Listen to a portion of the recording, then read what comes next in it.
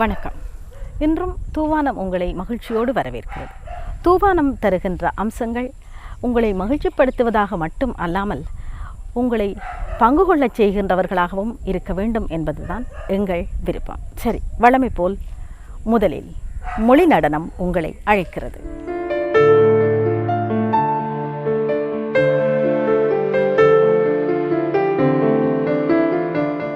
காகத்தை துரத்தி காப்பாற்றி வந்த ஆபத்தை தடுத்தேன். காகத்தை துரத்தி காப்பாற்றி வந்த ஆபத்தை தடுத்தேன்.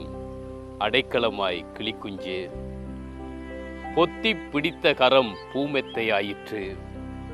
எங்கள் சிறுகுடிசை கிளிக்கிப்போ நந்தவனம். காகத்தை துரத்தி காப்பாற்றி வந்த ஆபத்தை தடுத்தேன். அடைக்கலமாய் கிளிக்குஞ்சு பொத்தி பிடித்த கரம் பூமெத்தையாயிற்று. எங்கள் சிறுகுடிசை கிளிக்கிப்போ நந்தவனம்.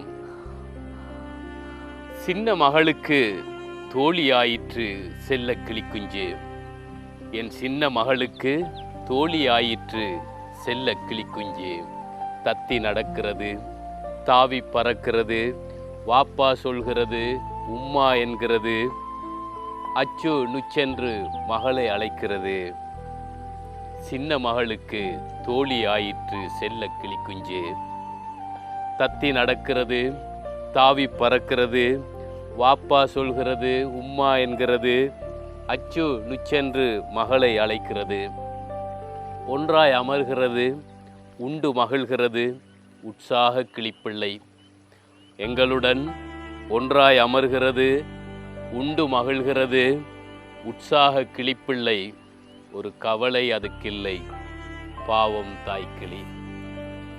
தன் குஞ்சை தேடி அது எங்கு அழுது பறக்கிறதோ.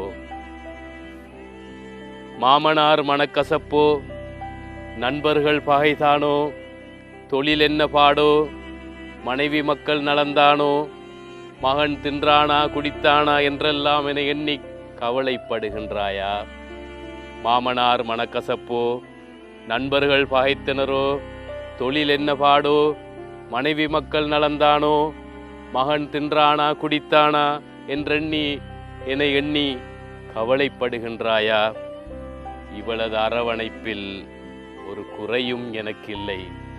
அழாதே தாயே, அழியும் கிளியும். அறிமுகம் ஒரு கலைஞனை 8 திக்கும் அழைத்து செல்கிறது.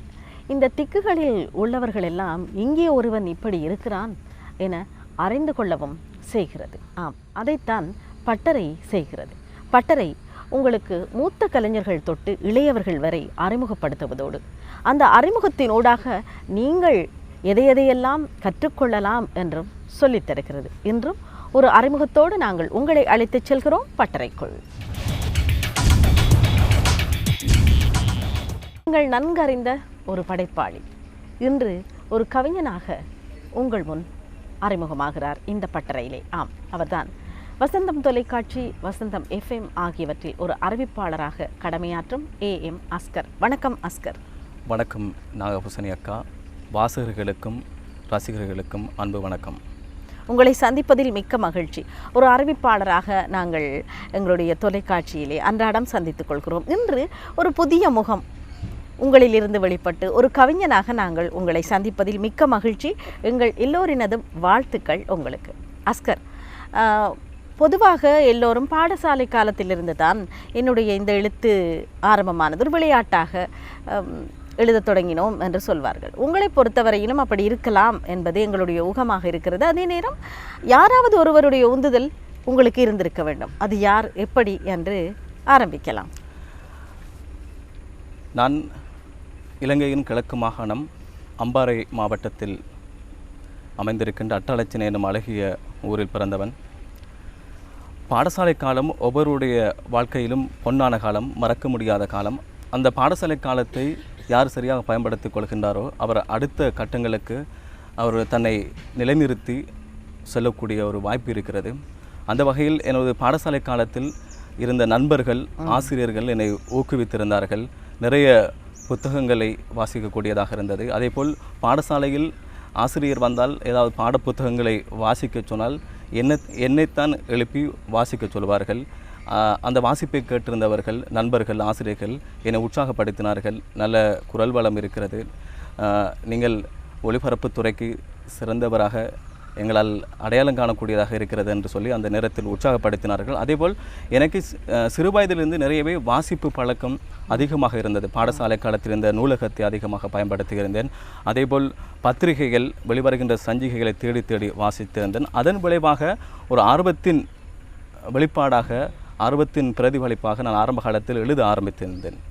அதன் வெளிப்பாடாக என்னால் என்னை சூழ்ந்திருக்கின்றவைகளையும் என்னை பாதித்தவைகளையும் கவிதை மூலமாக இறக்கி வைக்கக்கூடிய, எழுதி வைக்கக்கூடிய ஒரு ஊடகமாக எனக்கு இலகுவாக தென்பட்டது. அதன் காரணமாக நான் கவிதைகளை ஆரம்ப காலத்தில் அவ்வப்போது தோன்றுகின்றவற்றை பத்திரிகைகளுக்கும் சஞ்சிகைகளுக்கும் எழுதி வந்திருந்தேன். நிச்சயமாக ஆஸ்கர், எல்லோருக்குமே இந்த எழுத தொடங்குபவர்கள் எல்லோருக்குமே, எழுதுபவர்கள் எல்லோருக்குமே ஆரம்பத்தில் எங்களுடைய மனச்சுமையை இறக்கி வைக்கும் ஒரு வடிகாலாகத்தான் அந்த எழுத்து நமக்கு உதவி செய்கிறது.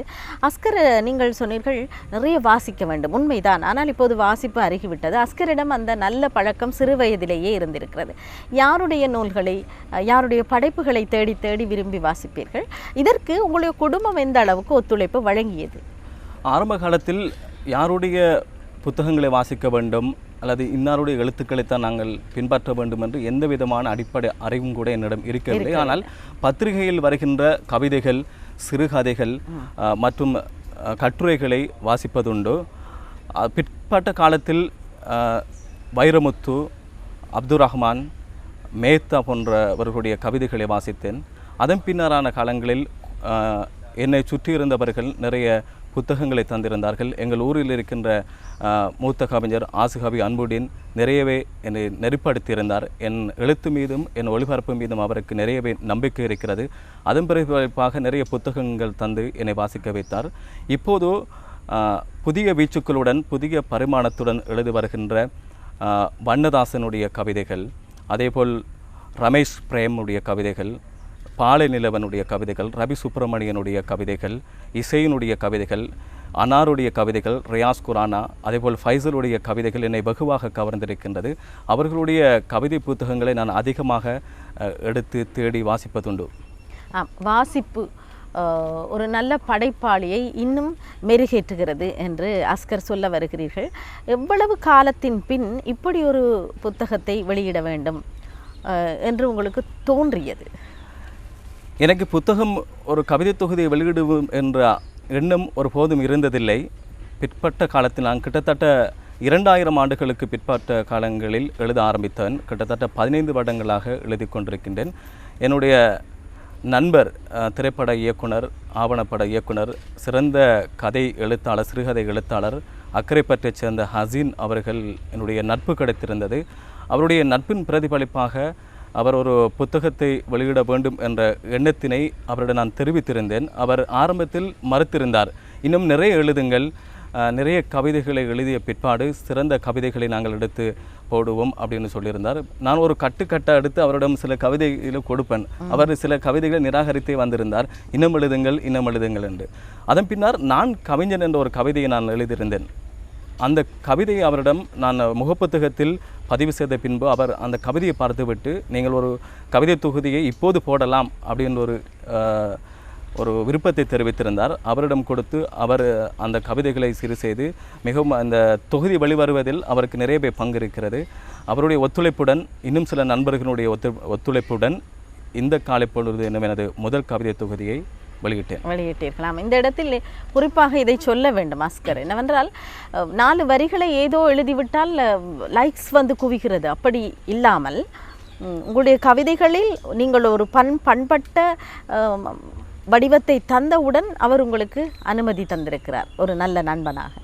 அது வாழ்த்த வேண்டிய விடயம். இந்த நேரத்தில் இந்த ஃபேஸ்புக்கில் கவிதைகளை படைப்பவர்கள், அவர்களை ஊக்குவிப்பவர்கள் ஒரு நியாயமான வழிகாட்டலை அவர்களுக்கு காட்ட வேண்டும் என்பது கூட எங்களுடைய வேண்டுகோளாக இருக்கிறது. உண்மையில் ஃபேஸ்புக் போன்ற இந்த சமூக வலைத்தளங்கள் நல்ல ஒரு சேவையை செய்கின்றன. இந்த வகையிலே நல்ல படைப்பாளிகளை இனம் காட்டுவதிலே நல்ல சேவையை செய்கின்றன. அஸ்கர், சொன்னீர்கள் உங்களுடைய நண்பர் பற்றி சொன்னீர்கள். இந்த நேரத்தில் உங்களுடைய அந்த விழாவுக்கு வருகை தந்தவர்கள், அங்கே நடந்த சிறப்புகள் பற்றியெல்லாம் நாம் விழாவுக்கு வராமல், அதாவது இப்போது தலைநகரில் இல்லாமல் வெளியில் இருப்பவர்களுக்கு, ஏன் உங்கள் ஊரைச் சேர்ந்தவர்களுக்கு கூட தெரியப்படுத்த வேண்டாம். அதற்கு முன் இந்த உங்களுடைய புத்தக வெளியீட்டுக்கு கவிஞர் யுகபாரதி வருகை தந்திருந்தார். அவர் கூட உங்களை பற்றிய விடயங்களையும் இதிலே தந்திருக்கிறார். அவருடைய சந்திப்பு எப்படி அமைந்தது என்று தெரிந்து கொள்ளலாமா? ஏனென்றால் இன்றைய காலகட்டத்தில் பல நல்ல கவிதைகளை, இளையவர்களை கவருகின்ற பாடல்களை தருபவராக அவர் இருக்கிறார். அவரும் கூட ஒரு நல்ல எழுத்தாளர், ஒரு நல்ல படைப்பாளி. அவருடைய அறிமுகம் பற்றி, அவர் இந்த புத்தகத்துக்கு எப்படி ஒத்துக்கொண்டார் உங்களுக்கு? நான் ஏனென்றால் உங்களை அறியாதவர் என்று நாங்கள் இதை வாசித்த போது தெரிந்து கொண்டது. அந்த சம்பவத்தை கொஞ்சம் சுருக்கமாக சொல்லுங்கள். ஹசின் உதவி இயக்குனராக தமிழகத்தில் இருந்த பொழுது யுகபாரதியும் ஹசினும் ஒரு அறையில் அவர்கள் வாடகைக்கு இருந்தவர்கள், தங்கியவர்கள். அந்த வகையில் அவர்களுக்கு சிறந்த நட்பும் பரிச்சயமும் இருந்தது. என்னுடைய கவிதை தொகுதியை ஹசினிடம் கொடுத்த பிற்பாடு யுகபாரதியிடம் ஒரு அணிந்துரை கேட்போம், நல்ல தொகுதி என்று ஹசின் சொல்லியிருந்தார். அதன் பின்னர் யுகபாரதிக்கு அதை நாங்கள் மின்னஞ்சலினூடாக அனுப்பியிருந்தோம். யுகபாரதி எப்படியும் என்னுடைய இந்த காலை பொழுது தொகுதிக்கு அணிந்துரை தரக்கூடாது என்பதற்காக ஒவ்வொரு தடவையும் மறுத்து வந்திருந்தார். அவர் அன்றைய என்னுடைய நிகழ்வுக்கு வந்து பேசுகின்ற பொழுதுதான் இந்த விடயத்தை சொல்லியிருந்தார். இன்னும் மெயில் கிடைக்கவில்லையே, இன்னும் வரவில்லையே, அனுப்பிவிட்டேனே, நேரம் இல்லையே, அப்படி சொல்லி காலத்தை அவர் கடத்தி கொண்டிருந்தார். ஹசீனும் அவரை விட்டபாடில்லை. தொடர்ச்சியாக இந்த கவிதையை நீங்கள் வாசித்ததுக்கு பிறகு உங்களுடைய கருத்தை சொல்லுங்கள் அப்படின்னு சொல்லியிருந்தார் ஹசீன் யுகபாரதியிடம். அதன் பின்னர் யுகபாரதி அந்த கவிதையை வாசித்ததுக்கு பிற்பாடு மிகவும் அவர் பிரமித்து போயிருந்தார். வெகுவாக என் மீதான ஒரு அலாதியான அன்பும் அவருக்கு ஒரு என் மீதான பிடிமானமும் யுகபாரதிக்கு வந்திருந்தது. நான் கவிஞன் அப்படிங்கிற ஒரு கவிதை, மற்றது காணாமல் போனவர்கள் எங்களுடைய கவிதை, கோடு தாண்டுதல் என்கிற கவிதைகளை வாசித்ததுக்கு அப்புறம் இந்த கவிதை தொகுதிக்கு நான் கட்டாயம் அணிந்துரை எழுத வேண்டும் என்று யுகபாரதி எண்ணி அதுக்கான ஒரு 5 பக்கங்கள் கொண்ட அணிந்துரை எனக்கு வழங்கியிருந்தார். அந்த அணிந்துரை மிக முக்கியமாக அவர் ஒவ்வொரு கவிதையாக வாசித்து எழுதப்பட்ட அணிந்துரையாகவே அது பார்க்கக்கூடியதாக இருக்கிறது. ஒரு இடத்தில் அவர் சொல்கிறார், ஈழத்தின் படைப்பாளிகள் ஓரளவு வாசித்து தெளிந்த பின்புதான் எழுத வருகின்றார்கள் அப்படின்னு அவர் சொல்கின்றார். இந்த விடயத்தை அன்று மேடையில் வந்தவர்கள் கூட தொட்டு பேசியிருந்தார்கள். அந்த அளவுக்கு பொதுவாக ஈழத்தின் படைப்பாளிகளுக்கு ஒரு பெருமையான விடயம்தான். ஈழத்து எழுத்தாளர்கள் தமிழகத்து எழுத்தாளர்களை விட தெளிந்த பின்பு எழுத ஆரம்பிக்கின்றார்கள் என்கின்ற பொழுது நிறைய அவர் ஒரு முதல் கவிஞன் எப்போதும் காதலை அதிகமாக பேசுவான். அவனுடைய கவிதைகள் தவழ்ந்து வருகின்ற கவிதையாக இருக்கும். ஆனால் அஸ்கருடைய தொகுப்பு, என்னுடன் பேசுகின்ற போது சொன்ன யுகபாரதி, அஸ்கருடைய தொகுப்பு மிகவும் ஒரு முதிர்ச்சி அடைந்த ஒரு திட்டத்தெளிவான ஒரு சமுதாயத்தின் அக்கறை கொண்ட ஒரு சமுதாய பார்வையினூடாக கவிதைகள் எழுதப்பட்டிருக்கிறது. இந்த கவிஞனை வாழ்த்த வேண்டும். இந்த கவிஞனுடைய முதல் வெளியீட்டு விழாவில் முதல் கவிஞனை நாங்கள் பாராட்ட வேண்டும், சில வார்த்தைகள் பேச வேண்டும் என்றுதான் கடல் கடந்து இங்கு வந்திருந்தார்கள்.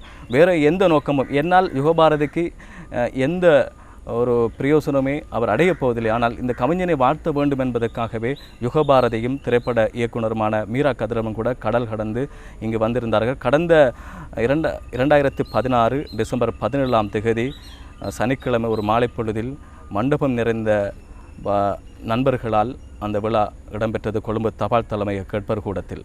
உலகறிந்த ஒரு பாடலாசிரியர் தான் யுகபாரதி. அவர் தன்னுடைய இந்த இக்கட்டான சூழல் என்று சொல்லலாம். ஏனென்றால் அங்கே அவருக்கு நிறைய காத்து கிடக்கிறது எழுதுவதற்கு. அந்த சந்தர்ப்பத்திலும் உங்களுக்காக நீங்கள் சொன்னீர்கள், அவருக்கு இங்கே வருவதால், எனக்காக வருவதால் என்ன லாபமும் இல்லை என்று. எல்லாவற்றையும் தியாகம் செய்துவிட்டு அவர் வந்திருக்கிறார் ஒரு கவிஞனை வாழ்த்த வேண்டும் என்பதற்காக. அவர் விழாவிலே என்ன உங்களை பற்றி சொல்லி இருக்கிறார் என்று நாமும் எங்களுடைய நேயர்களோடு பகிர்ந்து கொள்ள வேண்டும். நேயர்களே, இப்போது உங்களுக்காக யுகபாரதி சொன்னவை. அதுதான் அந்த எளிமை எவ்வளவு வலிமையானது என்பதை ஒரு கவிஞன் உள்வாங்கி கொண்டால் ஒழிய அவன் சிறந்த கவிதைகளை எழுதிவிட முடியாது. இந்த தொகுப்பில் இருக்கக்கூடிய எல்லா கவிதைகளையும் நான் பார்த்தேன். முதல் கவிதையில் நான் கவிஞன் அப்படின்னு முதல் கவிதை இருக்கும். கடைசி கவிதை எல்லை தாண்டுதல் அப்படின்னு அவர் முடிச்சிருப்பார். நான் கவிஞனே அந்த தலைப்பு வச்சிருக்கலாம்ல, நான் கவிஞன் ஏன் வச்சாருன்னு எனக்கு திரும்ப நான் யோசிச்சு பார்த்தேன். கவிஞன் மட்டும்தான் நான் அப்படிங்கிற அந்த செருக்கு கவிஞனுக்கு மட்டும்தான் இருக்கும். கவிஞன் நான்னு வச்சுக்கலாம்ல, அந்த தலைப்பையே கவிஞன் நானே எழுதியிருக்கலாமே, ஏன் நான் கவிஞன் வைக்கிறான் அப்படின்னு சொல்லி திரும்பி யோசிச்சு பார்த்தேன். நான் என்பதை எவன் உணர்கிறானோ அவன் மட்டும்தான் கவிஞனாக இருக்க முடியும். மீரா சொல்லும்போது சொன்னார், இந்த கவிதை முழுக்க மனிதாபிமானம் இலையோடு இருக்கிறது. அப்படின்னு அவர் சொன்னார். அதற்கான அர்த்தம் என்பது அந்த நான் தான். அந்த நானை எவன் உணர்கிறானோ அவன்தான் ஆகச்சிறந்த கவிஞனாக இருக்க முடியும். அதாவது நான் ஒருவன் மட்டிங்கிலும் நரகத்துழலுவதோன்னு பாரதி எழுதியிருப்பான். நரகத்துழலுவதோன்னு எழுத வேண்டியதானே. நான் ஒருவன் மட்டிங்கிலும் நரகத்துழலுவது. நரகத்தில் மாட்டிக்கிறது சிக்கலான விஷயம், அது தனியாக மாட்டிக்கிறது எவ்வளோ சிக்கலான விஷயம். அந்த நான் ஒருவன் மட்டிங்கிலும் சொல்கிற இடத்துல தான் பாரதியினுடைய ஆகச்சிறந்த அந்த வெளிப்பாடு தெரியும். அக்கினி குஞ்சொன்று கண்டேன், அதை ஆங்கொரு காட்டில் ஒரு பொந்தியடை வைத்தேன், வெந்து தணிந்தது காடு தள்ளல் வீரத்தில் குஞ்சென்றும் மூப்பென்றும் உண்டோ அப்படின்னு சொல்கிறதுல கவிதையே கிடையாது. தத்தன் தருகிட தீம் தருகிட தீம் தருகிடன்னு எழுதுறானே, அந்த இடத்துல தான் கவிஞன் வருவான். அந்த நான் என்பது அந்த அந்த ஆகாச கூத்தாடுவது என்பது தான் அஸ்கருடைய கவிதைகளில் நான் நிறைய கவிதைகள் பார்க்குறேன். நிறைய போருக்கு பின்னான கவிதைகள், அந்த பதிவுகள், இதெல்லாம் சொல்லிக்கொண்டே இருக்கலாம். நிறைய எனக்கு ரொம்ப பிடிச்சிருந்தது.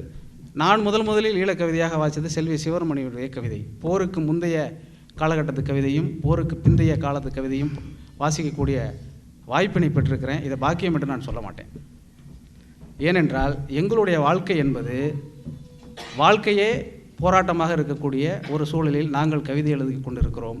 போராட்டத்தையே வாழ்வாக கொண்டிருக்கிற நீங்கள் கவிதை எழுதி கொண்டிருக்கிறீர்கள். எனவே 2 பேருடைய கவிதை வாழ்வு என்பது வெவ்வேறானது. அப்படி தான் நான் அஸ்கருடைய கவிதைகளை பார்க்கிறேன். எங்களுக்கு ஒரு தீபாவளி வெடிக்கிறது தான் பெரிய சந்தோஷம். ஆனால் நீங்கள் குண்டு மலைகளுக்கு இடையிலே இருந்து கொண்டு கவிதை எழுதி கொண்டிருக்கிறீர்கள். அப்படிங்கும் பொழுது உங்களை நாங்கள் எப்படி பார்க்கிறோம் அப்படிங்கிறது எனக்கு ரொம்ப ஆச்சரியமாக இருந்தது. ஆகச்சிறந்த கவிதைகளை ஈழத்திலிருந்து நாங்கள் பெற்றிருக்கிறோம். இன்னும் சொல்லப்போனால் தமிழில் மிகச்சிறந்த விமர்சனங்களை கொடுத்த சிவத்தம்பி ஐயாவை நேரடியாக எனக்கு பரிச்சயம் உண்டு. அவரோடு நிறைய விவாதித்திருக்கிறேன். அவர் எனக்கு நிறைய கற்றுக் கொடுத்திருக்கிறார், நிறைய படிக்க கொடுத்திருக்கிறார். அவரிடம் ஒரு தடவை நான் பேசிக்கொண்டிருக்கிற பொழுது அவர் சொன்னார், அவர் ராசா என்று தான் சொல்லுவார். ராசா, அந்த சாதாரண கவிஞனுக்கும் மகா கவிஞனுக்கும் என்னப்பா வித்தியாசம்னு கேட்டார். தமிழகத்தில் நான் ஒரு பெரிய கவிஞனாக என்னை நினைத்து கொண்டு சிறு பத்திரிகைகள் எல்லாம் நிறைய கட்டுரைகள் எல்லாம் எழுதி எல்லா தொகுப்புகளை பற்றியெல்லாம் விமர்சனம்லாம் எழுதி இது தொகுப்பே இல்லை, இது கவிதைகளே இல்லை, இப்படியெல்லாம் சொல்லி கொண்டிருந்த காலகட்டத்தில் என்னை கேட்டார் சிவத்தம்பி, சாதாரண கவிஞனுக்கும் மகா கவிஞனுக்கும் என்ன வித்தியாசம் சொல்லு அப்படின்னார். எனக்கு பதிலே சொல்ல தெரில. இல்லை, இப்போ மகா கவிஞனா அவர் ஒரு பெரிய கவிஞர், அவர் அப்படியெல்லாம் சொன்னேன். ஏதேதோ பதில்களை சொல்லிக்கொண்டே இருந்தேன். அமைதியாக இருந்தார். ஒரு 3/4 மணி நேரம் கடந்தது. அதற்கு பிறகு அவர் சொல்ல ஆரம்பித்தார். தமிழில் அதுவரைக்கும் மகாகவி என்பதற்கான அர்த்தத்தை நான் மட்டுமல்ல, தமிழ் சூழலில் யாருமே அறிந்திருக்க மாட்டார்கள். அப்படி ஒரு விளக்கத்தை அவர் சொன்னார். ஏற்கனவே இருக்கக்கூடிய வடிவங்களில் எழுதி பார்த்துவிட்டு புதிதான ஒரு வடிவத்தை எவன் தோற்றுவிக்கிறானோ அவன்தான் மகாகவி அப்படின்னு அவர் சொன்னார். ஏற்கனவே இருக்கக்கூடிய வடிவங்களை செப்பமாக எழுதி பார்த்துவிட்டு புதிதான ஒரு வடிவத்தை தோற்றுவிக்கிறவன் மகாகவி. கம்பனுக்கு முன்னாலும் விருத்தங்கள் இருந்தது. ஆனால் கம்பனே அந்த விருத்தத்தினுடைய மூல வடிவமாக மாறினான். திருக்குறளுக்கு முன்பாகவும் குறள் வடிவம் என்கிற வடிவம் இருந்தது. அந்த வடிவத்தை முற்றாக எழுதிவிட்டு புதிய ஒரு வடிவத்தை உருவாக்கினவன் தான் திருவள்ளுவர். பாரதிக்கு முன்பாகவும் புதுக்கவிதை என்கிற வடிவம் இருந்தது. ஆனால் அந்த வடிவத்தை செப்பமாக செய்து காட்டியவன் பாரதி. எனவே கவிஞனாக இருப்பதற்கும் மகா கவிஞனாக மாறுவதற்கும் நிறைய வித்தியாசம் இருக்கிறது. அந்த வித்தியாசத்தை யார் ஒருவர் உள்வாங்கிக் கொள்கிறாரோ அவர்தான் சிறந்த கவிஞர்களாக, ஆளுமை பொருந்திய கவிஞனாக தமிழ் சூழலில் நிலை பெற முடியும். அப்படியான கவிஞர்கள் ஈழத்தில் ஏராளமான பேர் இருக்கிறார்கள். என்னால் ஒரு 500-600 பக்கத்திற்கு ஒரு நூலே எழுத முடியும். அந்த அளவுக்கு நான் தமிழில் ஈழ கவிதைகளை வாசித்திருக்கிறேன். இதில் புலம்பெயர் வாழ்க்கை, இருக்கக்கூடிய போர் சூழல், அன்றாட சூழல், அக உணர்ச்சி கவிதைகள், நிறைய இதை பற்றி நிறைய சொல்லிக்கிட்டே இருக்கலாம். மொழிபெயர்ப்பு கவிதைகளை கூட இங்கே இருக்கக்கூடியவர்கள் மொழிபெயர்க்கிற அளவுக்கான ஒரு தெளிந்த தன்மையோடு தமிழகத்தில் இருக்கக்கூடியவர்களால் மொழிபெயர்க்க இயலவில்லை என்பதை நான் ஒத்துக்கொள்ளத்தான் வேண்டும். என்ன காரணம் அப்படின்றால், மொழியை தெளிந்த பின் எழுத வருகிறார்கள். இந்த முன்னுரையில் நான் ஒன்று எழுதியிருந்தேன். மரியாதைக்குரிய மனோகணேசன் அவர்கள் கூட இந்த இடத்துல சுட்டிக்காட்டி விட்டு போனது. அந்த தெளிந்த பிறகு என்கிற அந்த சொல்லை எதற்காக நான் பயன்படுத்தி கொண்டேன் என்றால், நீங்கள் அஸ்கருடைய கவிதை அநேகமாக அரங்கத்தில் இருக்கக்கூடிய எல்லோருடைய கைகளிலும் அந்த புத்தகம் இருக்கிறது. நீங்கள் இந்த கவிதையை வாசித்து பாருங்கள். முதலில் கவிதை எழுதக்கூடிய ஒருவனால் இவ்வளவு சிறப்பாக எழுத முடியுமா அப்படிங்கிறது எனக்கு ரொம்ப ஆச்சரியமாக இருந்தது. காரணம், தொடர்ச்சியான வாசிப்பு இல்லாமல் ஒருவரால் கவிதையை அணுகவே முடியாது. எங்களுடைய கவிஞன் பற்றி யுகபாரதி சொன்னவற்றை இப்போது உங்களோடு பகிர்ந்து கொண்டோம். நிச்சயமாக அது உங்களுக்கும் மகிழ்வை தந்திருக்கும். இப்போது இயக்குனர் மீரா கதிரவனும் கூட வருகை தந்திருந்தார் விழாவுக்கு. நாம் எங்களுடைய கவிஞரிடம் அது பற்றி விசாரித்துவிட்டு பிறகு அவர் பற்றியும் அவர் சொன்னவற்றையும் உங்களோடு பகிர்ந்து கொள்ளலாம். சொல்லுங்கள் அஸ்கர், இயக்குனர் மீரா கதிரவனும் வந்திருந்தார். இவர்தான் உங்களுக்கு அணிந்துரை தந்தார். நண்பர் சொன்னதை கேட்டு வந்தார். உங்கள் கவிதைகளை புரிந்து கொண்டு வாசித்து அனுபவித்து வர வேண்டும் என்று வந்தார். மீரா கதிரவனின் வரவு எப்படி அமைந்தது? அதற்கு முன்னர் ஒரு விடயத்தை குறிப்பிட வேண்டும். யுகபாரதி ஆனந்தம் திரைப்படத்தில் பல்லாங்குழியில் வட்டம் பார்த்தேன் என்கின்ற முதல் பாடலை எழுதிவிட்டு தனது அறையில் இருக்கின்ற நண்பர் ஹசினிடம் அந்த பாடலை காட்டியிருந்தார். அந்த பாடலை பார்த்துவிட்டு ஹசின் சொல்லியிருந்தாராம், இந்த பாடல் பார்ப்போம், வெளிவந்ததுக்கு பிறகு பார்ப்போம் என்று சர்வ சாதாரணமாக சொன்னாராம். அப்போது யுகபாரதிக்கு ஒரு மாதிரியாக போய்விட்டது. இவ்வளவு முதல் பாடல் எழுதிவிட்டு வந்து கேட்குறோம், பார்ப்போம் அப்படின்னு சொல்லுகிறார். பின்னாட்களில் அந்த பாடல் வெற்றி பெற்று பட்டி தொட்டியெல்லாம் ஒலித்த பாடல். அந்த ஒரு வெற்றி பெற்ற பாடலையே அவர் பார்ப்போம் என்று சொன்னவர். அஸ்கருடைய தொகுப்பு மிகச்சிறந்த தொகுப்பு, நல்ல கவிதைகள் இருக்கிறது என்று சொல்லி பரிந்துரை செய்திருக்கின்றார், பேசியிருக்கின்றார் என்கின்ற பொழுது அவரே பேசிவிட்டார் என்றால் உலகமே பேசியதற்கு சமன் அஸ்கருடைய கவிதைகள் சம்பந்தமாக அப்படின்னு சொல்லி யுகபாரதி சொல்லியிருந்தார். மீரா கதிரவனும் ஹசினுடைய நண்பர் தான்.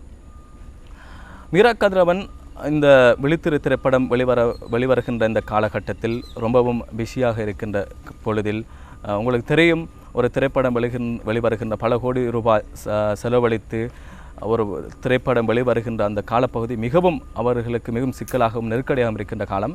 இந்த காலப்பகுதியில் கூட என்னுடைய புத்தகத்துக்கு மீரா கதிரவன் வந்திருந்தார்.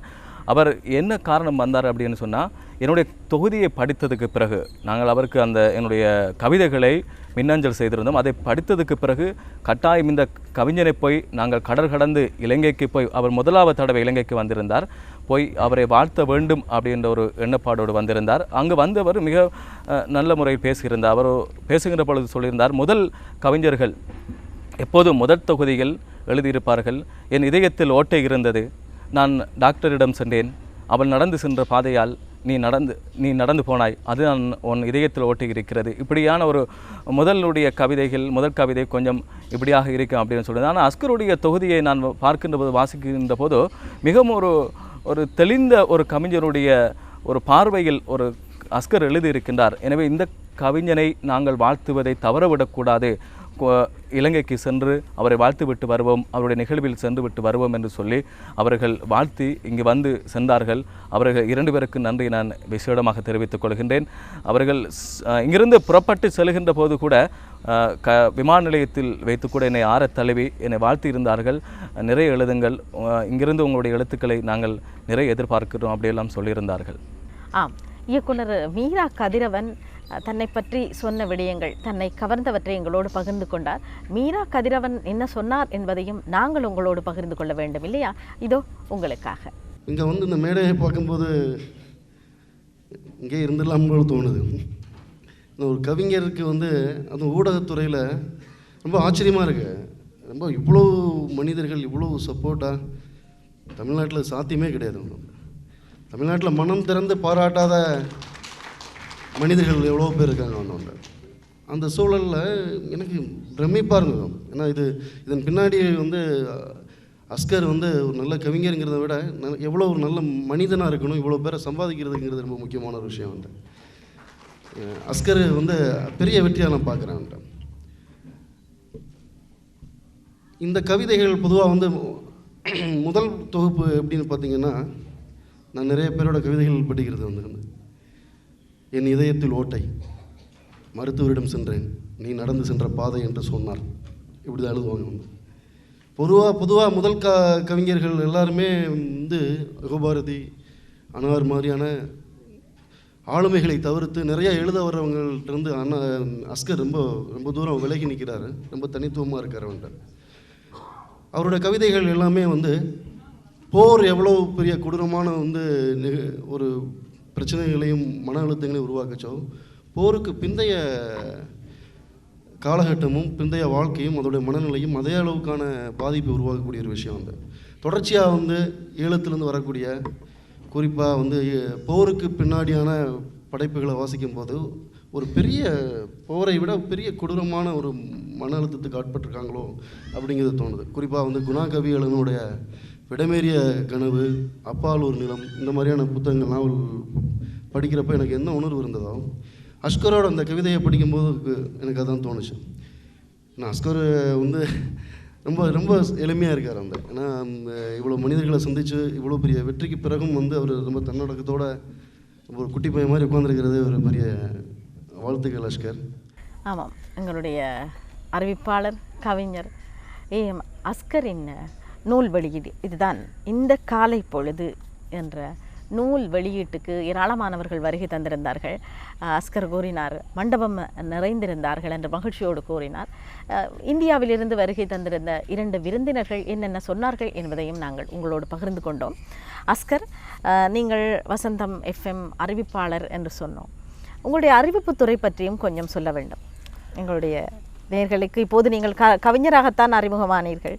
ஏற்கனவே நீங்கள் அறிவிப்பாளராக அறிமுகமாகி இருந்தாலும் கூட அந்த நுழைவு ஒரு ஒலிபரப்பாளராக நீங்கள் எப்படி உங்களை ஸ்திரப்படுத்தி கொண்டீர்கள் என்பதை பற்றியும் கொஞ்சம் சொல்லுங்கள். ஒரு அறிவிப்பாளராக ஒளிபரப்பாளராக வர வேண்டும் என்ற ஆர்வம், இலக்கு, இலட்சியம் ஒன்றுமே எனக்கு ஆரம்ப காலத்தில் இருக்கவில்லை. பாடசாலை காலத்தில் விவாத போட்டிகளில் பங்கு பற்றியது, விவாத குழுக்களுக்கு தலைவராக இருந்தது, அதேபோல் கவிதை போட்டிகளுக்கு சென்று பரிசுகள் பெற்றது, பேச்சு போட்டியில் சென்று நிறைய பரிசுகள் பெற்றிருக்கிறேன். விளையாட்டு போட்டிகளில் இன்றைக்கு நிறையவே ஆர்வம் இருந்திருக்கிறது. ஓட்டப் போட்டியில், கிரிக்கெட், இவ்வாறான போட்டிகளில் பாடசாலை காலத்தில் மிகவும் திறமையாக செயற்பட்டிருந்தேன். பாடசாலை காலத்தில் இருந்த நண்பர்கள், ஆசிரியர்கள், அதற்கு பிற்பாடு இருந்த கிடைத்த தோழமைகளுடைய உந்து சக்தியினால் எனக்கு அறிவிப்பாளராக சென்றால் என்ன அப்படின்ற ஒரு ஆர்வம், ஒரு ஆசையும் எனக்குள் வந்தது. அதன் பிற்பாடு நான் கொழும்புக்கு தகவல் தொழில்நுட்பம் கற்பதற்காக வந்திருந்தேன். அந்த நேரத்தில் இலங்கை ஒலிபரப்பு கூட்டுத்தாபனத்தில் தேசிய சேவையில் இடம்பெற்ற சில மாணவர் மன்றம், மஜ்லிஸுல் ஃபிக்ரியா சிந்தனைச்சோலை, கவிதை களம், இப்படியான ஓரங்க நாடகத்தில் பங்கு பற்றியிருந்தேன். அதன் பிற்பாடு எனக்கு அங்கு நல்ல தோழமை, நல்ல உறவு ஒன்று கிடைத்திருந்தது. அங்கிருந்த நிகழ்ச்சி தயாரிப்பாளர், ஒளிபரப்பாளர் யூனுஸ் கே ரஹ்மான், இவருடைய நட்பு கிடைத்திருந்தது. அதேபோல் அபுவிதா மௌஜூத் மற்றும் இங்கு வசந்தம் தொலைக்காட்சியின் செய்தி ஆசிரியராக இருக்கின்ற சித்திக் எம் ஹனிஃபா, இவர்களுடைய நட்பின் காரணமாக சுயாதீன தொலைக்காட்சி சேவை ஊடக வலையமைப்பில் வசந்தம் வானொலி ஒன்று, தமிழ் வானொலி சேவை ஒன்று 2008ஆம் ஆண்டு ஆரம்பிக்கப்பட்டது. அங்கு முதல் இணைந்து கொண்ட அறிவிப்பாளர்களில் நானும் ஒருவனாக இருந்தேன். அங்கு அப்போது புரவலர் ஹாஷிம் உமர் அவர்கள் பணிப்பாளர் சபை உறுப்பினராக இருந்தார். அவரும் என்னை இந்த துறைக்குள் வருவதற்கு அவரும் என்னை தேர்வு செய்திருந்தார். அன்று 2008ஆம் ஆண்டு 4ஆம் மாதம் 21ஆம் தேதி ஆரம்பித்த இந்த பயணம் இன்றும் நீண்டு கொண்டே போகிறது, இன்னும் செல்கிறது. இந்த பாதையில், இந்த ஒளிபரப்புத் துறையில் நிறைய பாதைகளை கடந்து அகல எங்களுடைய ஒளிபரப்பு வாழ்வை விஸ்தரித்து நிறைய சாதனைகள், நிறைய இலக்குகளை நோக்கி சொல்வார்கள். எப்போது நாங்கள் நிறைய சாதித்தோம் என்பதை விட சாதனைகளை நோக்கி பயணிக்கின்ற பொழுது நிறைய விடயங்கள் எங்களை சூழ்ந்தவர்கள் நம்மளை பற்றி பேச ஆரம்பிப்பார்கள். அப்போது எங்களுக்கு ஒரு மன திருப்தி ஏற்படும் இல்லையா? அவ்வாறான ஒரு பாதையில் செல்ல வேண்டும் அப்படின்னு நான் நினைக்கிறேன். நிச்சயமாக அஸ்கர், நீங்கள் ஒரு ஒலிபரப்பாளனாக வர வேண்டும் என்கின்ற ஆர்வத்தோடு இருக்கவில்லை. ஆனாலும் அந்த இடம் உங்களுக்கு கிடைத்ததும் அதை தக்க வைத்து கொள்ள நீங்கள் வெகு சிறப்பாக பல பயிற்சிகள், படிகளை தாண்டி வந்திருக்கிறீர்கள். இன்று ஒரு கவிஞனாக நீங்கள் எல்லோருக்கும் அறிமுகமாகி இருக்கிறீர்கள். எனவே நிச்சயமாக ஒரு நல்ல கலைஞர், ஒரு நல்ல ஒலிபரப்பாளனாக மிளிர முடியும். உங்களுடைய வாழ்க்கை பயணம் வெற்றி பயணமாக அமைய வேண்டும் என்பதை எங்கள் எல்லோருடைய வாழ்த்தும் கூட. இந்த சந்தர்ப்பத்தில் உங்களுக்கு உதவியவர்கள் பலரை நீங்கள் சொன்னீர்கள். வேறும் யாருக்கும் நன்றி கூற கடமைப்பட்டிருப்பதாக நினைக்கிறீர்களா? உண்மையில் நன்றி கூறுவது என்பது ஒரு சிக்கலான விடயம். நன்றி சொல்ல போய் நிறைய நண்பர்களை வாழ்க்கையில் இழப்பது தான் அதிகம். அப்படியும் நானும் இழந்திருக்கின்றேன். சிலர் நன்றியில் தவற விட்டவர்களை நட்பு பட்டியலிருந்து இழந்திருக்கின்றேன். ஆனால் முக்கியமாக என்னுடைய இந்த காலைப்பொழுது வெளிவருவதற்கு ஒத்தாசியாகவும் உறுதுணையாகவும் இருந்தவர்களை நான் நன்றி மனதோடு நினைத்து பார்க்கின்ற இந்த நேரத்தில் முதலில் முக்கியமாக திரைப்பட இயக்குனரும் ஆவணப்பட இயக்குனரும் சிறுகதை ஆசிரியருமான ஹசீன் அவர்களுக்கு எனது இதயம் நிறைந்த நன்றிகளை தெரிவித்துக் கொள்கின்றேன். இந்த தொகுதியின் ஒவ்வொரு பக்கங்களிலும் ஹசீன் இருக்கிறார். அதேபோல் அன்றைய நிகழ்வுக்கு முன்னிலை வகித்த எங்களுடைய வசந்தம் டிவி, வசந்தம் FM முகாமையாளர் முருகேசு குலந்திரன் அண்ணாவுக்கு நான் நன்றியை தெரிவித்துக் கொள்கின்றேன். அவர் அவருடைய தம்பியைப் போல் அவருடைய சகோதரனைப் போல் அன்றைய தினம் வந்திருந்து நேர காலத்தோடு வந்திருந்து மிகவும் மகிழ்ச்சியோடு அந்த நிகழ்வில் பங்கு பற்றியிருந்தார். அதுவும் எனக்கு ரொம்ப மகிழ்ச்சியாக இருந்தது. அவர் பொதுவாக இவ்வாறான விழாக்களுக்கு செல்வதில்லை. என்னுடைய புத்தக வெளியீட்டு விழாவுக்கு வந்து முன்னிலை வகித்திருந்தது எனக்கு பெருமையாக இருந்தது. அதேபோல் சிரேஷ்ட சட்டத்தரணியும் கவிஞருமான ராஜகுலேந்திரா அவர்கள் அந்த நிகழ்வுக்கு தலைமை வகித்திருந்தார். அது எனக்கு சிறப்பாக இருந்தது. அதேபோல் பிரதம அதிதியாக ஸ்ரீலங்கா முஸ்லிம் காங்கிரஸினுடைய தலைவரும் நீர்வளங்கள் வடிகாலமைப்பு சபை நகர அபிவிருத்தி அமைச்சர் ரவுஃப் ஹக்கீம் அவர்கள் பிரதம அதிதியாக கலந்து கொண்டிருந்தார். அதேபோல் கௌரவ அதிதியாக நல்லிணக்க அமைச்சர் கௌரவ மனோ கணேசன் அவர்கள் கலந்து சிறப்பித்திருந்தார்கள். அதேபோல் உலக அறிவிப்பாளர் BH அப்துல் ஹமீடும் கௌரவ அதிதியாக வந்திருந்தார். குறிப்பாக அவர் என்னுடைய நிகழ்வுக்காக வேண்டிதான் இங்கு வந்திருந்தார். அவர் அதுக்கு முற்பட்ட காலங்களில் ஆஸ்திரேலியாவில் ஒரு நிகழ்வுக்கு சென்றிருந்தார். ஆஸ்திரேலியாவிலிருந்து இந்தியாவுக்கு செல்கின்ற அந்த வழியில் ஒரு நாள் விடுமுறையில் இலங்கைக்கு வந்து என்னுடைய புத்தகத்தை இந்த கவிஞனை வாழ்த்த வேண்டும், என் ஒளிபரப்பு குடும்பத்தைச் சேர்ந்த ஒரு இளையவனை வாழ்த்த வேண்டும் என்று சொல்லி அவரும் வந்திருந்தார். BH அப்துல் ஹமீத் சார் அவர்களுக்கு நான் நன்றியை தெரிவித்துக் கொள்கிறேன். அதேபோல் அன்றைய நிகழ்வுக்கு தமிழகத்திலிருந்து வந்திருந்த திரைப்பட இயக்குனர் மீரா கதிரவன், அதேபோல் பாடலாசிரியர் கவிஞர் யுகபாரதிக்கும் நான் நன்றியை தெரிவித்துக் கொள்கின்றேன். அதேபோல் அனார் சாய்ந்த மருதிலிருந்து வந்த மிக முக்கியமான பெண் கவிதாயினி அனாருக்கும் நான் நன்றியை தெரிவித்துக் கொள்கின்றேன். அதேபோல் அன்றைய நிகழ்வை சிறப்பான முறையில் தொகுத்து வழங்கிய வசந்தம் தொலைக்காட்சியின் செய்தி பொறுப்பு அதிகாரி இர்ஃபான் மாமட் அவர்களுக்கும் நான் நன்றியை தெரிவித்துக் கொள்கின்றேன். மற்றும் முதல் பிரதியை அன்று வருகை தந்து பெற்றுக்கொண்ட புரவலர் ஹாஷிம் உமர் அவர்களுக்கு நான் நன்றியை தெரிவித்துக் கொள்கின்றேன். அதேபோல் என்னுடைய ஆரம்ப எழுத்துக்களை நெறிப்படுத்திய அன்புடியின் மற்றும் பெருவழி வெளியீட்டகத்தினர் இந்த காலை பொழுதை வெளியிட்ட பெருவழி வெளியீட்டகத்தினருக்கும் அதேபோல் அப்துல் ரசாக்குக்கும் நான் நன்றியை தெரிவித்துக் கொள்கின்றேன். உதயசாந்தி வெலிங்டனுக்கும் அதேபோல் தோழி லேனுகாவுக்கும் நான் இந்த இடத்தில் நன்றியை தெரிவித்துக் கொள்கிறேன். நண்பர் ஆசிரியர் AR ரிம்ஷான் அவர்களுக்கும் அதேபோல் ஷப்ரி அவர்களுக்கும் நான் என்னுடைய நூல் வெளியீட்டு விழாவுக்கு ஊரிலிருந்து வருகை தந்திருந்தார்கள். அவர்களுக்கு நன்றியை தெரிவித்துக் கொண்டு என்னுடைய குடும்பத்தினருக்கும் நான் நன்றியை தெரிவித்துக் கொள்கின்றேன். அதேபோல் என்னுடைய நண்பர் கவிஞர் பாடலாசிரியர் வசந்தம் தொலைக்காட்சியின் தயாரிப்பாளராக இருக்கின்ற நண்பர் அஸ்மீனுக்கும் நான் இந்த இடத்தில் நான் நன்றியை தெரிவித்துக் கொள்கின்றேன். நண்பர் ஹனிக்குக்கும் நன்றியை தெரிவித்துக் கொண்டு எல்லோருக்கும் பொதுவான இறைவன் இந்த பாதையில், இந்த இலக்கியத் துறையில், இந்த ஒளிபரப்புத் துறையில் என்னை இந்த அளவுக்கு பயணிக்க வைத்து கொண்டிருக்கின்றான். அவனையும் நான் நெஞ்சில் நிறுத்தி நன்றியோடு நினைத்து பார்க்கின்றேன். அதேபோல் இந்த கேள்விகளை மிகவும் அச்சுட்டாகவும் அழகாகவும் புன்னகையை தவழ்ந்த முகத்தோடும் என்னோடு தொடுத்திருந்த சிரேஷ்ட ஒளிபரப்பாளர் நாகபூசணி அக்காவுக்கும் நான் நன்றியை தெரிவித்துக் கொள்கின்றேன். ஆம், அஸ்கருடைய நன்றி பட்டியல் நீண்டு கொண்டே போகிறது. நன்றி மனதில் இருத்தியவர்கள் எவருமே தோற்று போனதில்லை. அவர்கள் எப்போதும் வெற்றியை சந்திப்பார்கள். அந்த வெற்றி உங்கள் வாழ்க்கையில் இந்த ஒலிபரப்பு துறையில், கவித்துறையில், இலக்கியத்துறையில் கிட்ட வேண்டும் என்று வாழ்த்தி நாங்களும் விடைபெறுகிறோம். நன்றி அஸ்கர், வணக்கம். நன்றி, வணக்கம்.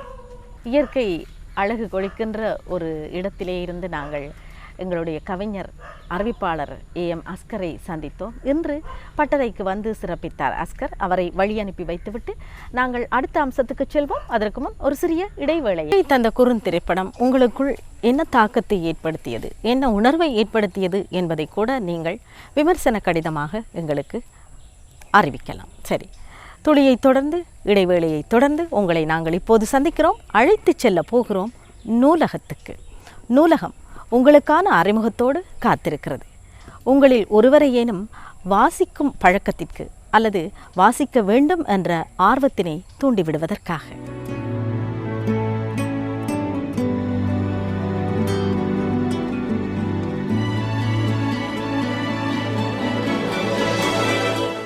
நூல்களை அறிமுகப்படுத்தும் இன்னொரு நிகழ்ச்சியில் பங்கு பெறுவது ஏற்று மகிழ்ச்சி அடைகிறேன். உண்மையிலே நூல்கள் என்று சொல்லுகின்ற போது நாம் தமிழ் பேசும் சூழலிலே தமிழ் நூல்களை பற்றித்தான் பேச வேண்டும் என்பது அல்ல. அதற்கு அப்பால் பல மொழிபெயர்ப்பு நூல்கள் நம்ம சூழலில் வெளிவருகின்றன.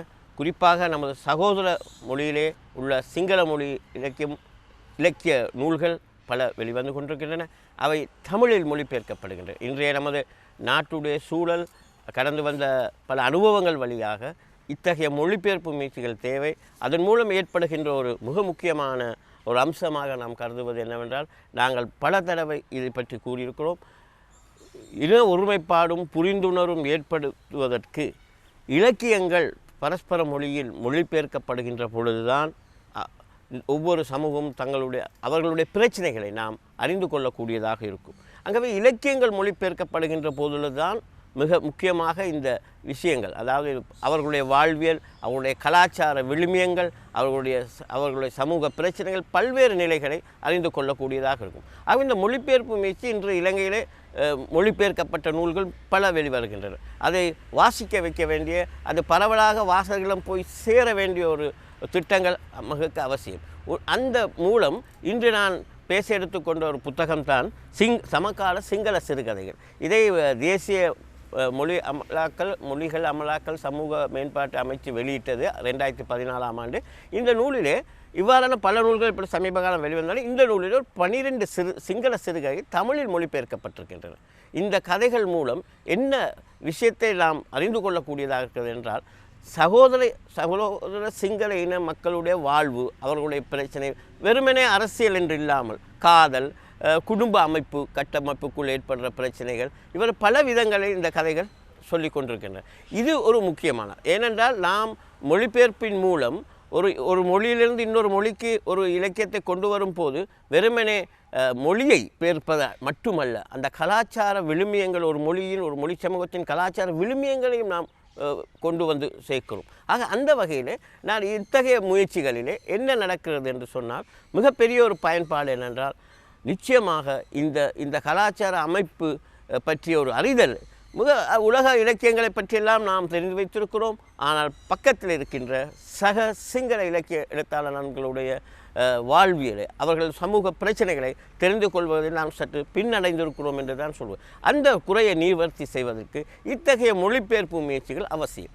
அந்த மொழிபெயர்ப்பு வாசிக்கப்படுகின்ற போது இத்தகைய பல நூல்கள், இன்றைக்கு இந்த நான் சொல்லுகின்ற சமகால சிங்கள சிறுகதைகள் என்ற நூல் உண்மையிலே ஒரு புத்தக கடைகளில் வர முடியாது. ஆனால் அது என்னென்றால் இலவசமாக அவர்கள் அதை விநியோகிக்கிறார்கள். ஆகவே அதனுடைய அமைச்சுடைய நூலகத்திலே, அமைச்சுடைய விற்பனை கூடத்திலே அது நீங்கள் போய் இலவசமாக பெற்றுக்கொள்ளலாம். அந்த அளவுக்கு அந்த நூலுடைய விநியோகம் இருக்கின்றது. ஆகவே நிச்சயமாக இத்தகைய நூல்களை தேடி படிக்கப்பட வேண்டும். உண்மையிலே நாம் இந்த துவானத்திலே இந்த நிகழ்ச்சியின் மூலம் நம்முடைய நோக்கம் என்னவாக இருக்கும் என்று சொன்னால், இந்த எவ்வாறு வித்தியாசமான தகவல் அறிய முடியாத சில நூல்களை நாம் இங்கு அறிமுகப்படுத்த வேண்டும். அதே நேரத்தில் நமது நாட்டுக்கும் நமது தமிழ் சூழலுக்கும் தேவையான நூல்களை சரியான முறையில் அறிமுகப்படுத்த வேண்டும். அந்த ஒரு நோக்கம் என்பதனால் நான் உண்மையிலே இத்தகைய புத்தகங்களை தெரிவு செய்தேன். இந்த வகையிலே இன்று இந்த சமகால சிங்கள சிறுகதைகள் பல 12 சிங்கள எழுத்தாளர்கள், குறிப்பாக சொல்லாமல் 3ஆம் தலைமுறை எழுத்தாளர்களுடைய சிறுகதைகள் இது இருக்கின்றன. இந்த கதைகளை ஒவ்வொரு கதையும் ஒவ்வொரு கோணத்திலே அவருடைய வாழ்வியலை, அவருடைய சமூக பிரச்சனைகளை, அவருடைய சிந்தனைகளை நமக்கு உண்மையிலே ஒரு 6-7 மொழிபெயர்ப்பாளர்கள் இந்த புத்தகத்துக்கு பணியாற்றியிருக்கிறார்கள். இது அமைச்சு வெளியிட்டிருக்கிறது. ஒரு அழகான முறையிலே அட்டை அமைப்பும் மற்றும் உள்ளடக்கம், அதன் அச்சமைப்பு போன்றவை மிக சிறப்பாக செய்யப்பட்டு இந்த நூல் பரவலாக இன்னும் மக்களிடம் போய் சென்றடைய வேண்டும். அதை தேடி நீங்கள் படிக்க வேண்டும். அதற்கான அதற்கான தேவைகள், அதாவது தொடர்புகளை எம்மோடு தொடர்பு கொண்டால் அதை பெற்றுத்தரக்கூடியதாக இருக்கும் என கூறி, இன்னொரு நூல் சம்பந்தமான நிகழ்விலே நாம் சந்தித்து ஒரு புதிய நூலை பற்றி அறிந்து கொள்வோம் என கூறி விடைபெறுகிறேன். நன்றி.